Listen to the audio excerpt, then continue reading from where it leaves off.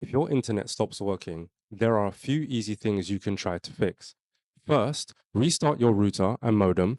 You can do this by unplugging them, waiting about 10 seconds, and plugging them back in. This can give your connection a fresh start. If your router has a small power button, you can also use that instead of unplugging it. Press it to turn the router off, wait a few seconds, and then press it again to turn it back on. Check your cables. Make sure all the cords are plugged in securely. Sometimes a loose or damaged cable is the cause of the problem.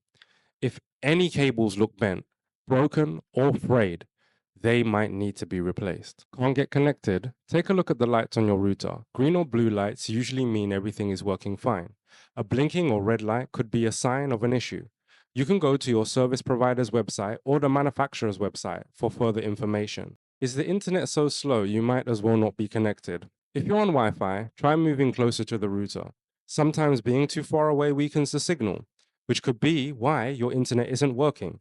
This can also be related to the Wi-Fi bands. 5 gigahertz is fast but lacks range. 2.5 gigahertz might get you the performance boost you're expecting. Bandwidth problem?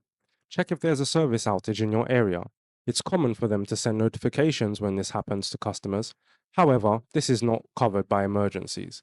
You can use mobile data to look it up online or call your provider to see if they're experiencing issues in your area.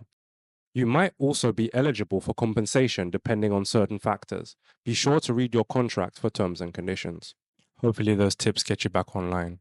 If this video wasn't helpful in any way, I can only apologize. Hopefully you can leave a comment in the comment section and the Snippet IT community will be able to help out. See you in the next one.